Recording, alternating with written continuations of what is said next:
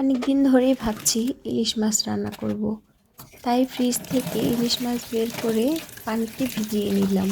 ইলিশ মাছ বেশিক্ষণ ভিজিয়ে রাখা যায় না, এতে করে খোসা ছাড়াতে অনেক কষ্ট হয়।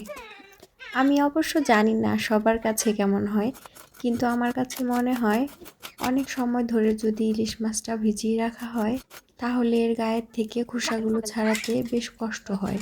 তাই মাছটাকে বেশিক্ষণ ভিজিয়ে না রেখে খুব দ্রুতই কেটে নিচ্ছি।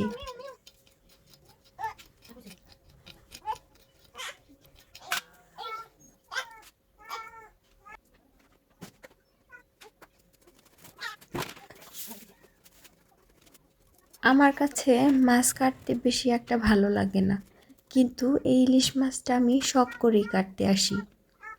কেমন যেন অন্যরকম একটা শান্তি লাগে এই মাছটা কাটার সময়। ইলিশ মাছ আমার খুব পছন্দের একটি মাছ, হয়তো এর জন্য এই মাছটা কাটতে আমার কাছে বেশ ভালোই লাগে। মাছটাকে আমি ভালো করে ধুয়ে পরিষ্কার করে নিচ্ছি। মাছের পেটে ডিম ছিল, তাই আলতো হাতে এগুলোকে পরিষ্কার করে নেওয়া হচ্ছে।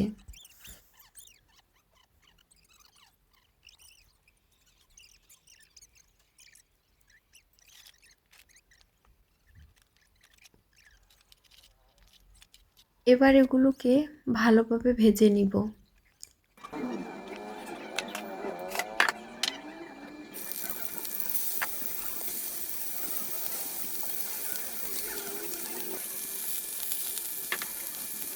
এই তো আমার ভাজা প্রায় কমপ্লিট।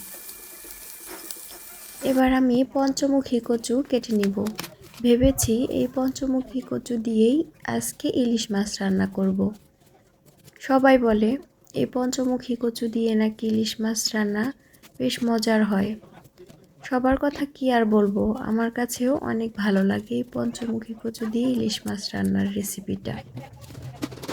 তাই আমি এখানে ছোট ছোট করে কচুগুলো কেটে নিচ্ছি। এবার রান্না করতে চলে আসলাম। এখানে পরিমাণ মতো সমস্ত মশলাগুলো দিয়ে নিচ্ছি।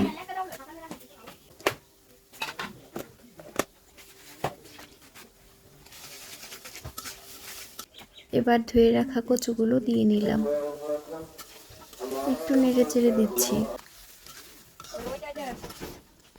কষানো হয়ে গিয়েছে, তাই পরিমাণ মতো পানি দিয়ে নিলাম। এই কচুগুলো খুব ভালো ছিল, খুব নরমও ছিল। এবার একে একে সব মাছগুলো এখানে দিয়ে দিলাম।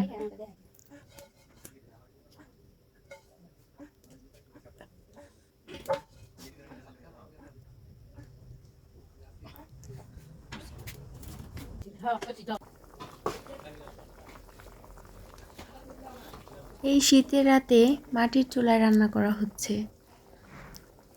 ভালোই লাগছে, খারাপ না। এই তো আমার পঞ্চমুখী কচু দিয়ে ইলিশ মাছ রান্নার ফাইনাল লুক। কেমন হয়েছে অবশ্যই কমেন্ট করে জানাবেন। আমার কাছে তো বেশ ভালোই লেগেছিল।